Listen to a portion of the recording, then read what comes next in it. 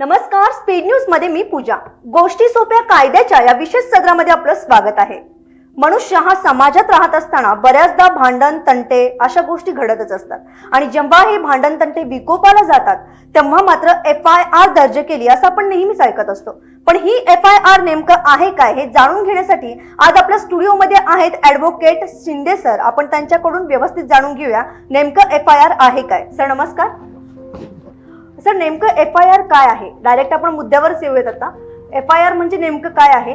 वेळ न घालवता मी ही FIR म्हणजे काय आहे थोडस विस्तृत ह्याच्यात मी सांगायला मला खूप आवडेल. FIR म्हणजे स्ट्रेट आपण इंग्लिशमध्ये जर त्याचा अनुवाद केला तर फर्स्ट इन्फॉर्मेशन रिपोर्ट असं म्हणतात. मराठीत जर त्याचं डायरेक्ट अनुवादन जर करायचं असेल तर प्रथम जी माहिती आहे, गुन्हा जो जेव्हा घडतो आणि त्याची जी प्रथम माहिती आहे त्याचा जो अहवाल तयार होतो त्याला फर्स्ट इन्फॉर्मेशन रिपोर्ट म्हणतात.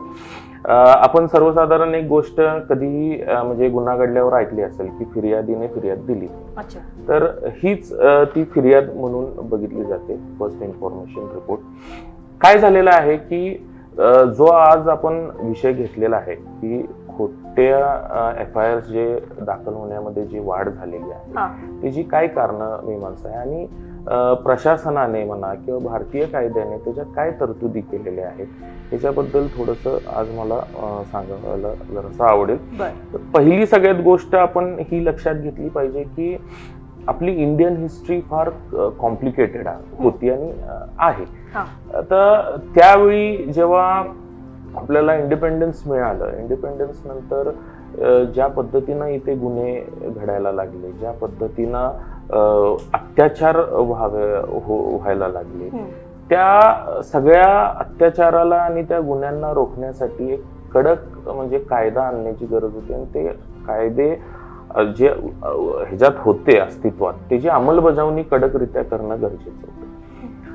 त्या अंमलबजावणीच्या कारणामुळे, कडक अंमलबजावणीच्या कारणांमुळे ते जे आपल्याला डिफरन्सेस आज आपण बघत आलेलो आहे की बऱ्याचशाच म्हणजे ह्याच्यात आपल्याला रिलीफ मिळालेलं आहे. पण जी स्टाईल आहे ती अजून बदललेली नाही.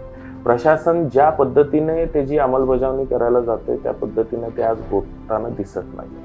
फक्त कडक अंमलबजावणी करणे हाच एक मुद्दा राहिलेला नाही आजच्या ह्या मॉडर्न सोसायटीमध्ये.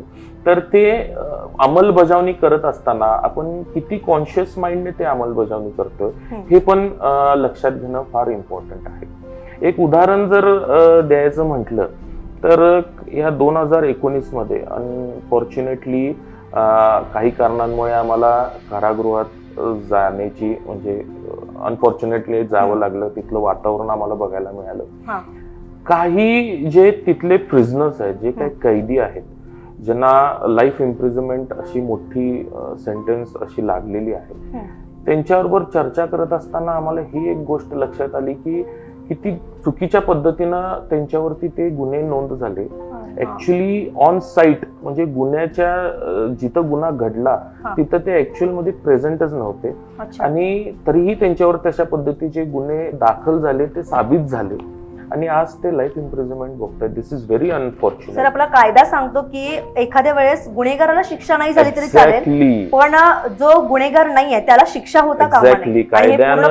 कायदे तज्ञांनी कायदा तयार करते वेळीच सांगितलेलं आहे की 100 गुन्हेगार निर्दोष सुटले तरी चालतील, पण निर्दोष व्यक्तीला कुठल्याही पद्धतीनं सजा होता कामा नये. तर अशा कारणामध्ये जेव्हा आम्ही बघितलं तेव्हा गुन्हे दाखल करताना इतक्या चुकीच्या पद्धतीनं म्हणजे त्या इनहॅरंट पॉवरचा प्रशासनाकडनं म्हणजे वापर केला जातो. आता दिस इज माय ओपिनियन, मी काय कोणाला म्हणजे दोषी ठरवत नाहीये, पण हे this are some facts of today's society. तर काही ठिकाणी जे गुन्हे दाखल म्हणजे ज्याचे इन्ग्रेडियंट्सच फुलफिल होत नसतात, म्हणजे एखादा गुन्हा दाखल करण्यासाठी आता समजा आपण 395 म्हणजे दरोड्याचा जर गुन्हा कोणावरती दाखल करत असेल म्हणजे पोलीस प्रशासनाचा, तर त्याचे काही इन्ग्रेडियंट्स आहेत. इन्ग्रेडियंट्स इन द सेन्स काय की बाबा तुम्ही 4-4 जण एकत्रित येऊन एखाद्या फायनान्शियल इन्स्टिट्यूट असू दे किंवा घर असू दे किंवा कुठेतरी तुम्ही म्हणजे वेपनरीज घेऊन तुम्ही तिथं घुसलाय आणि त्याचं इंटेन्शन आहे की तिथे दरोडा टाकायचा आहे, हे काही इन्ग्रेडियंट्स आहेत. हो. पण जिथे अशा काही इन्ग्रेडियंट्स फुलफिल होत नाहीत तिथे देखील असे गंभीर स्वरूपाचे गुन्हे दाखल केलेले आहेत. आणि मला असं वाटतंय की दिस इज सोल माय ओपिनियन की 7 वर्षाच्या गुन्ह्यांमध्ये म्हणजे ज्या गुन्ह्यांमध्ये 7 वर्षापेक्षा जास्त शिक्षा आहे असे गुन्हे दाखल करताना एक प्रशासनाने आपल्या भारतीय म्हणजे कायद्यात ती तरतूद केली पाहिजे की असे गुन्हे दाखल करत असताना ते कायदे तज्ञांचं रिपोर्ट हा घ्यावा, जेणेकरून FIR मध्ये जे दाखल केलेलं आहे तेच पुढे पाठवलं जातं का? डेफिनेटली. आता ह्याच्यात काय आहे की फर्स्ट इन्फॉर्मेशन रिपोर्ट जो आहे म्हणजे प्रथम जी माहितीचा जो अहवाल असतो तो फिर्यादी नोंदवतो.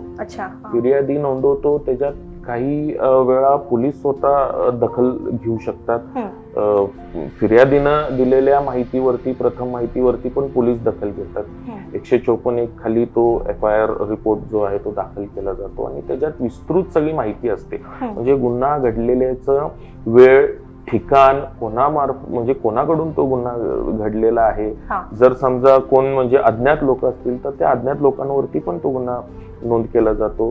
त्यानंतर तो पुढे तपास त्याचा चालू होतो. सर म्हणजे बघायला गेलं तर खोटे FIR दाखल केले जातात, मग या दोषींवरती कारवाई केली जाते का?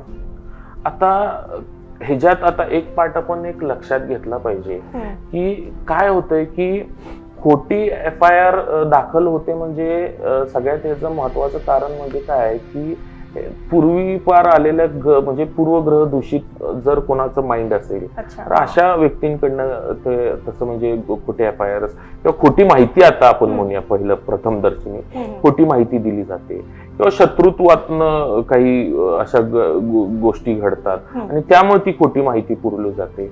ह्याच्यात कॉन्शियस माइंड प्रशासनानं म्हणजे पोलिसांनी ठेवलं पाहिजे, कारण की त्यांच्या हातात चोलती पावर असते जे काही गुन्हे दाखल करून घ्यायचे असतात. ते जर त्यांनी कॉन्शियस माइंडनं आणि म्हणजे पार्शल राहून जर ते व्यवस्थित जर केलं तर ह्याचा त्रास पुढं म्हणजे ज्याच्यावरती गुन्हे दाखल होणार आहेत, डेफिनेटली ज्या पद्धतीचा जर गुन्हा घडला असेल तर त्या पद्धतीचे कडक गुन्हे दाखल हे झालेच पाहिजे. मी त्या मताशीच आहे, नो डाऊट.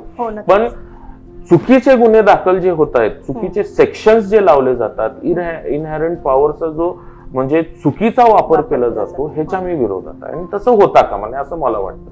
आता त्याच्यात तुम्हाला एक माहिती काय पाहिजे होती की बाबा त्या ह्याच्यामध्ये जर समजा चुकीचे काही गुन्हे दाखल झाले तर त्याच्यात काही म्हणजे पिनल प्रोव्हिजन्स आहेत का?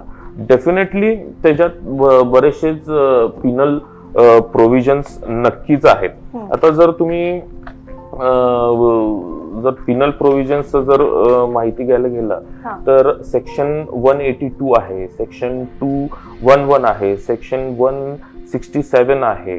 तर ह्या सेक्शन्स खाली जर एखाद्या इन्फॉर्मंटनं चुकीच्या पद्धतीनं जर इन्फॉर्मेशन गुन्ह्याची दिली असेल किंवा एनिमिटी म्हणजे शत्रुत्वाच्या ह्याच्या भावनेनं जर कुठली जर हे दिली असेल तर ह्याच्यात 6 महिन्यापासून ते 3 वर्षापर्यंतची शिक्षेची तरतूद आहे इंडियन पिनल कोड नुसार. सर, वैवाहिक जीवनामध्ये आजकाल तो प्रकार खूप वाढलाय, मग तो वर पक्षाकडून असो किंवा वधू पक्षाकडून असो, खोटे गुन्हे दाखल केले जातात किंवा FIR खोटी दर्ज केली जाते आणि या समस्या सर तुम्ही कशा पद्धतीने सोडवता? आता वैवाहिक जीवनामध्ये म्हणजे आपण सामाजिक ह्या स्तरावरती काम करत असताना आपल्या हिंदू आणि इतर सगळ्याच रिलिजन प्रमाणे विवाहाला एक मोठं स्थान दिलं गेलेलं आहे. आता ह्याच्यात मी तुम्हाला म्हणजे इंटरेस्टिंगली सांगावं असं मला असं वाटेल की एक डाटा आपला मी कलेक्ट केलेला आहे. म्हणजे Rajesh Sharma versus state of UP मध्ये सुप्रीम कोर्टानं खूप चांगलं म्हणजे त्याच्यात काही अधोरेखित केलेलं आहे. तुम्हाला आता सांगावं असं मला वाटेल की 2005 साली जवळपास 58,319 केसेस 498 खाली म्हणजे विवाहिक म्हणजे जी काही हे आहे वधूला घरच्यांनी त्रास दिला किंवा वराच्या नातेवाईकांनी त्रास दिला तर तो सेक्शन आपण एलिव्हेट करू शकतो 498A IPCचा. तर त्या सेक्शन खाली जवळपास 58,319 केसेस 2005 साली दाखल झाली. त्या केसेस मधून 1,27,560 लोकांना अरेस्ट केलं गेलं. आणि अनफॉर्च्युनेट गोष्ट अशी होती की त्या 58,000 मधून 6,141 केसेस फॉल्स डिक्लेअर केले. म्हणजे हे किती म्हणजे अनफॉर्च्युनेट आहे. हे फॉल्स होण्यामागचं कारण काय होतं? आता ह्याला कारण आता बरीचशीच आहेत. म्हणजे काय होतं की आता नवीन आणि तो जुना ट्रेंड पण आहे. आता त्याच्यात आपण विस्तृत ह्याच्यात जाऊ शकत नाही कारण की स्त्रीला एक उच्चस्तम असं स्थान आहे आपल्या सामाजिक जीवनामध्ये आणि आपण त्या स्त्रीला त्या पद्धतीनं सन्मान हा दिलाच पाहिजे. मात्र असं फार निदर्शनास आलेलं आहे की 498A IPC section is always been used as a tool of harassment. म्हणजे 498A हा बऱ्याच वेळा, म्हणजे आता मी आकडे तुमच्या समोर ठेवलेले आहेत. 2005 आणि 2009 मधले हे आकडे आहेत. हे आकडे मी तुमच्या समोर ठेवलेले आहेत. हे अशा कारणांमुळं काही महिलांना हे जे काही तरतुदी आहेत, पिनल तरतुदी जे आहेत ते त्यांनी हॅरॅसमेंट म्हणून वापरलेले आहेत. ह्याची आता कारण भरपूर असू शकतात. म्हणजे एकमेकांचा राग असू शकतो किंवा घरातल्यांनी जर एक वेगळं एक सोसायटीनं निर्माण केलेली एक वेगळं ऍटमॉस्फिअर आहे आपल्या इंडियन मॅट्रिमोनियल इन्स्टिट्यूशन्स मध्ये, जिथं वर पक्षाला एक वरचढ अशी एक स्थान आहे आणि वधू पक्षाला एक छोट आणि खालचं स्थान. त्यामुळं ह्या काही गोष्टींमध्ये काय होतंय की एक शत्रुत्व निर्माण होतं आणि त्या शत्रुत्व निर्माण झाल्यामुळं ह्या ज्या काही पिनल प्रोव्हिजन्स आहेत त्या चुकीच्या पद्धतीनं वापरले गेलेले आहेत. आणि जर आकडे बघितले तर तुम्ही स्पष्ट दिसतंय की कितीतरी केसेस हे फॉल्स केसेस आहेत. म्हणजे यामध्ये कायद्याचा पूर्ण वेळ वाया जातो. कायद्याचा पूर्ण वेळ वाया जातोच, पण ह्याच्यात हेही लक्षात घेतलं पाहिजे की ह्या लोकांचाही वेळ फार वाया जातो. म्हणजे जो वेळ एक चांगल्या मार्गासाठी आणि जी ऊर्जा आहे ती चांगल्या दिशेनं जी लावू शकत होते त्यांनी ह्या अशा चुकीच्या पद्धतीनं, आणि ह्याच्यात सगळ्यात मोठं इम्पॅक्ट आणि अफेक्ट होतात तर त्यांचे मुलं बाळ अफेक्ट होतात. मी हे फार म्हणजे जवळनं बघितलेलं आहे. म्हणजे अशा काही फॅमिली डिस्प्यूट्स जेव्हा आम्ही फेस करत असतो तेव्हा आमचं एक फॅक्ट आणि त्या एका दिशेनं आम्ही जात असतो की बाबा ठीक आहे, जर काही डिस्प्यूट्स असतील तर इन्स्टन्स केसमध्ये जर ती रिझॉल्व्ह होत असेल आणि वधूवर आणि नवरा बायको जर एकत्र येत असतील तर आमचा त्या दिशेने ते सोडवण्याचा प्रयत्न असतो. पण ह्या नवीन ट्रेंडमध्ये वधूचे आणि वर पक्षाचे जे नातेवाईक असतात म्हणजे त्यांचे आई वडील असतात तेही एक इम्पॉर्टंट रोल आजकाल फार मोठा रोल प्ले करायला लागले. त्या गोष्टीमुळं पण मी आजकाल बघितलंय की नवरा बायकोंचं डिवोर्स झालेले आहे. आणि आत्ताच्या ह्या काही घटनांमध्ये मी असंही ऑब्झर्व केलेलं आहे की त्यांना बिलकुल पण त्यांच्या मुलाबाळांची म्हणजे फ्युचरची काहीच म्हणजे त्याच्यात हे नसते, त्यांचा विचारच नसतो कुठे. या सगळ्याचा परिणाम कुठेतरी त्यांच्या मुलांच्या डेफिनेटली होतो आणि मी ते होतेला बघितलेलं आहे. नक्कीच होतं. हो.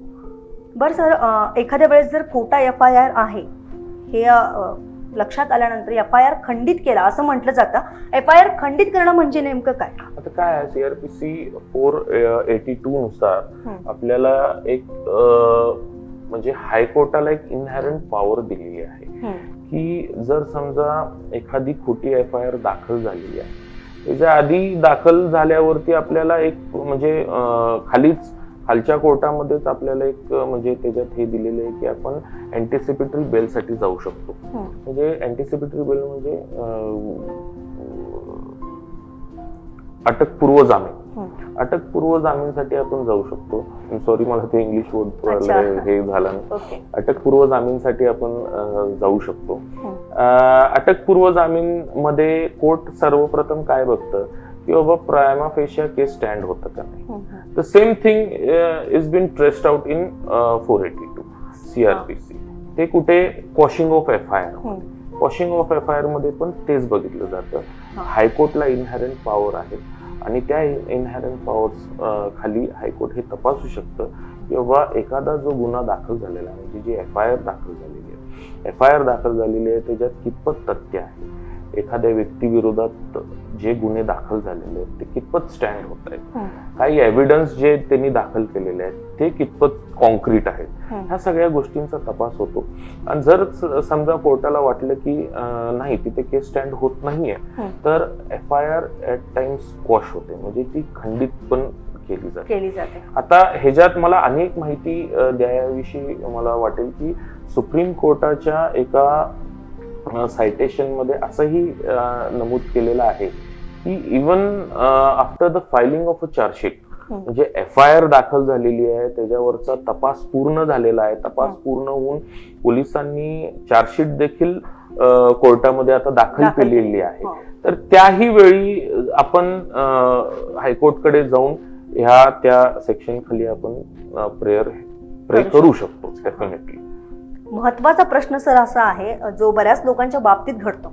आता आपण एफआयआर म्हणजे काय, त्या पुढच्या प्रोसेस बऱ्याचशा गोष्टी पाहिल्या आपण, पण बऱ्याचदा पोलीस स्टेशनमध्ये पोलीस एफआयआर नोंदवून घेत नाही आणि सर्वसामान्य नागरिकांना प्रश्न पडतो की त्यावेळी करायचं काय, तर यावरती काय केलं जाऊ शकेल? मी आता त्याच्यावरती तुम्हाला एवढं सांगू शकतो की देर आर 3 स्टेप्स. जर एखादा गुन्हा घडतेला दिसतोय किंवा तो घडलेला आहे आणि तो आपल्याला त्याची माहिती, प्रथम माहिती आपल्याला जर पोलिसांना द्यायची असेल तर ती डेफिनेटली 154 खाली आपण पोलीस स्टेशनला जाऊन त्याची माहिती देऊ शकतो. जर समजा पोलिसांनी टाळाटाळ केली, त्याला अनेक कारणं असतात. पोलिसांना असं आपण कायम ब्लेम नाही करू शकत की बाबा त्यांनी टाळाटाळ केली. समजा त्यांनाही वाटलं असेल की ते दखलपात्र नाहीये तो गुन्हा, किंवा त्याचे म्हणजे एनसीआर नुसतं दाखल केलं आणि अक्युजला बोलून तिथं समजावलं तरी चालू शकतं. तर अशा वेळी ते टाळाटाळ करतात किंवा दाखल करून घेत नाही. तर अशा वेळी तुम्ही त्यांच्या हायर जे पोलीस ऑफिशियल्स आहेत त्यांच्याकडे तुम्ही जाऊ शकता. त्यांच्याकडे तुम्ही जाऊन त्या गुन्ह्याबद्दलची प्रथम माहिती देऊ शकता. तुम्ही लेखी तक्रार तिथं नोंदवू शकता आणि त्या लेखी तक्राराच्या आधारावरती ते एफआयआर दाखल करून घेऊ शकतात आणि घेतात बऱ्याच वेळ. जर समजा तिथेही त्यांनी टाळाटाळ केली किंवा तिथेही जर ते एफआयआर त्यांनी दाखल नाही करून घेतली, तर you have an right to go directly to a magistrate. तुम्ही डायरेक्टली मॅजिस्ट्रेट कडे जाऊ शकता. त्या घडलेल्या गुन्ह्याची तुम्ही लेखी तक्रार देऊ शकता, ओरली देऊ शकता. सेक्शन 200 सीआरपीसी खाली तुम्ही त्याची पूर्ण जे काय आहे त्या घडलेल्या गुन्ह्याची पूर्ण त्या लिखित स्वरूपात तुम्ही त्यांच्या समोर दाखल केली की ती तिथे डेफिनेटली दाखल करून घेतली जाते. त्याचा कॉग्निजन्स घेतला जातो. जर त्या गुन्ह्यामध्ये काही तथ्य असेल, जर तुम्ही प्रोड्यूस केलेले एव्हिडन्स तेवढे स्ट्रॉंग असतील, तर डायरेक्टली 156 खाली इन्व्हेस्टिगेशन साठी डायरेक्ट करतात. मग ज्या पोलीस स्टेशन मध्ये आपलं एफआयआर नोंद करून घेतली नाही आणि तो मॅटर तसा जर सिरियस असेल तर त्या पोलीस स्टेशन मधील पोलिसांना याचा काही म्हणजे परिणाम भोगावा लागतो? हो, शो कॉज पण एक एकदा मॅजिस्ट्रेट इश्यू करतो. डेफिनेटली इश्यू करतं. जर समजा एखादा गंभीर गुन्हा असेल आणि तो जर त्याच तात्काळ तो त्या टायमिंगला जर पोलिसांनी दाखल करून घेतला नाही, कारण की त्याच्यात डिले ऑफ फायलिंग एफआयआर होऊ शकतं. डिले ऑफ फायलिंग एफआयआर मुळे तुमचे एव्हिडन्स जे आहेत महत्वाचे ते अक्युज्ड तिथं डिस्ट्रॉय करू शकतात. त्यामुळं हा फार मोठा गंभीर म्हणजे असं स्वरूपाचा गुन्हा आहे. ऑन टाइम एफआयआर दाखल न करून घेणं जर एखादा गंभीर गुन्हा घडला असेल तर. And that time magistrate issues and show cause notice at times निलंबितही केलं जातं त्या पोलीस ऑफिशियल्सला. सर, गुन्ह्याचे 2 प्रकार आहेत, एक दखलपात्र गुन्हा आणि दुसरा अदखलपात्र गुन्हा. मग या दोन्ही गुन्ह्यांच्या वेळेस आपण एफआयआर दाखल करू शकतो का?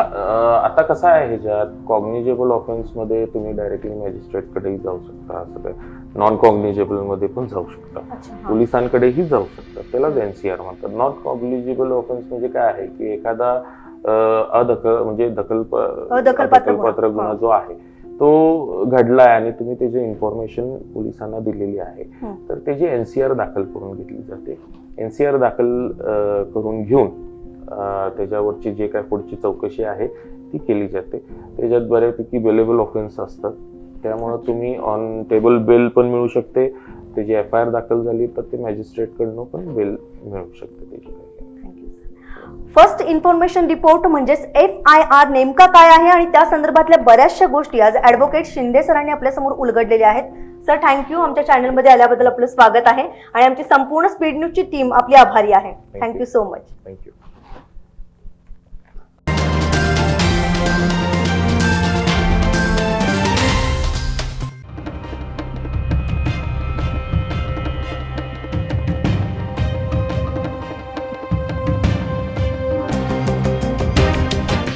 तर अशाच ताज्या अपडेट्ससाठी स्पीड न्यूज लाईव्ह 24 चॅनेलला सबस्क्राईब करा आणि बेल आयकॉनवर प्रेस करा.